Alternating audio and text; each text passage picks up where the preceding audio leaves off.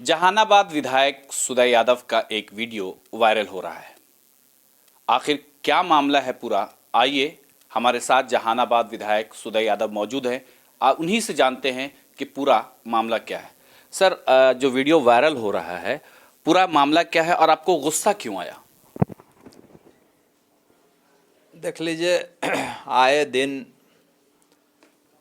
मतलब ब्लॉक, अंचल, अस्पताल, अनुमंडल का शिकायत मिलते रहता है। चूँकि हम सबसे ज़्यादा अपने क्षेत्र में रहते हैं और जनता से सीधे लगाव में रहते हैं, हर एक उसके सुख दुख का साथी रहते हैं।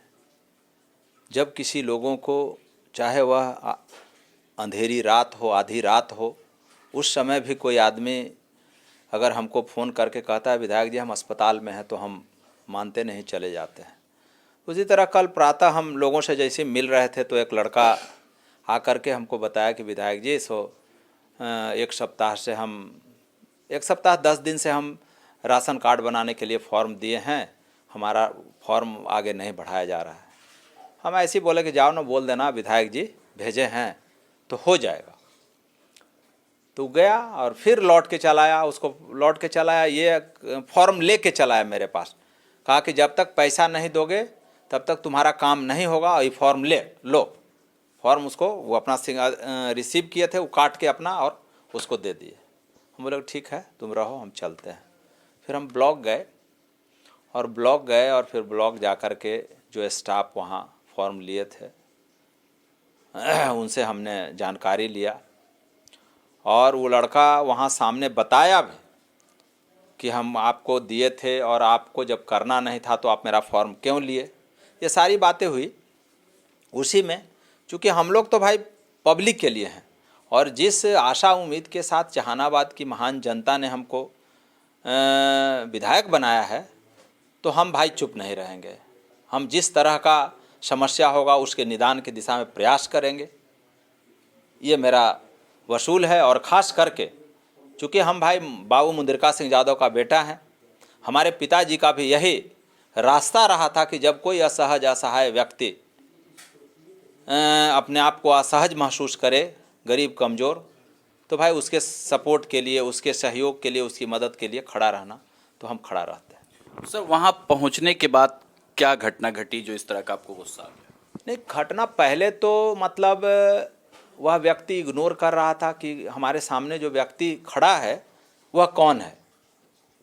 फिर एक व्यक्ति बोला अरे विधायक जी हैं, तब वो आदमी मने खड़ा हुआ।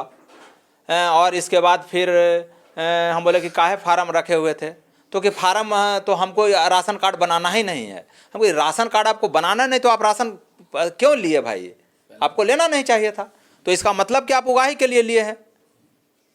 इसी बात में गुस्सा आया, और फिर हम सब लोगों को बताए हैं। देख लीजिए, ये बातें लगातार जब कभी भी, चाहे वो जिला में किसी तरह की बैठक हो, तो सभी अधिकारियों को हम बोलते हैं कि कम से कम आप लोग, जो लोग गांव से आता है उसकी बात कम से कम बैठा के उसको सुनिए।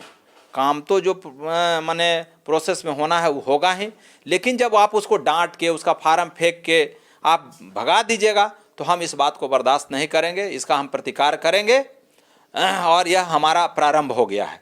हम वहाँ सीधे सीधे बोले कि आप लोग मकर संक्रांति बढ़िया से मना लीजिए, चूड़ा दही खा लीजिए, उसके बाद फिर हमारा कार्रवाई कलम और लाठी दोनों चलेगा। क्या लगता है कि मान के चलिए कि अभी की जो सरकार है उसमें भ्रष्टाचार चरम सीमा पर है?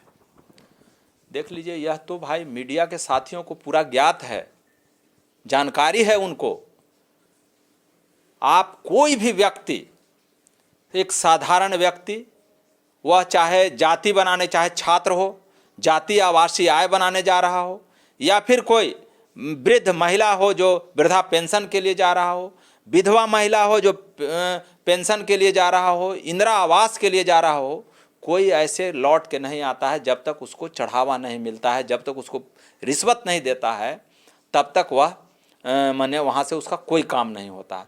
ये व्याप्त भ्रष्टाचार है, और इसको लेकर के आप लोग पत्रकार साथी हैं, और कई बार हमने, आपको याद होगा, हमने वीटी स्कूल के मामला को लेकर के सदन में खड़ा हुए थे। सरकार संज्ञान ली कार्रवाई की, लेकिन वो अपवाद है। लगातार हम डीएम के यहाँ, एसडीएम के यहाँ और अधिकारियों के यहाँ हम इसकी सूचना देते रहते हैं। किसी तरह का कोई माने उसका सूद नहीं लिया जाता है। तो भाई हमको तो जनता विधायक बनाई है, जनप्रतिनिधि अपना चुनी है, अपना सेवक बनाई है, तो हम किसी भी परिस्थिति में हम उसके चेहरे पे उदासी देखना नहीं चाहते हैं। हम उसके लिए जद्दोजहद करेंगे। ये मेरा मतलब हमारा वसूल है, हम इसको करेंगे। तो सर, जो आप बता रहे हैं कि तिल संक्रांत के बाद लाठी और कलम दोनों चलेगा, तो क्या इसमें आप सोच रहे हो? हम तो भाई पहले बोल दे कि पहले कलम चलेगा, पहले लिखेंगे उसके खिलाफ। अगर यहाँ के आला अधिकारी संज्ञान में लेंगे तो ठीक है, नहीं संज्ञान में लेंगे तो हम फिर दूसरा उपाय करेंगे। हाँ, एकदम करेंगे। अभी आपको एक और, अभी कोरोना काल में एक व्यक्ति का निधन हुआ, आपको वीडियो मिला, ऑडियो मिला होगा, और नहीं मिला है तो हम आपको ऑडियो दे देते हैं। ये डीएम के यहाँ का स्टाफ एक व्यक्ति से 50,000 रुपया रिश्वत मांग रहा है कि बिना 50,000 रुपये दिए हुए तुम्हारा काम नहीं होगा। ये ऑडियो है। हाँ, हम आप लोग को उपलब्ध कराते हैं। ये इस तरह का भ्रष्टाचार है। यानी कि जिले में अब हर कदम पर बिना पैसे दिए कोई काम नहीं हो रहा है। कोई काम नहीं हो रहा है। हम तो देख लीजिए, गांव में घूमते हैं हम। एक आध बार कहीं जन वितरण प्रणाली के दुकान में गए तो शिकायत हुआ भाई किसे, ग्राहक बोला कि कम। तो हम उससे पूछे बढ़िया से कि आखिर क्यों कम देते हैं, उससे आपको क्या मिलता है कम देते हैं? तो सर, सो हम लोग को गोदाम से ही कम आता है। गोदाम से ही 5 बोरा 7 बोरा या फिर बोरे में 2 किलो 1 किलो कम मिलता है। तो हम लोग आखिर कहाँ से देंगे?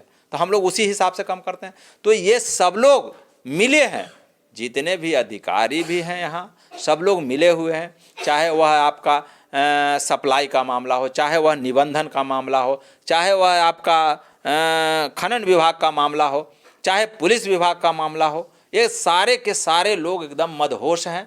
चूँकि यह तो सरकार जनता की चुनी हुई सरकार नहीं है, यह अधिकारियों की बनाई हुई सरकार है।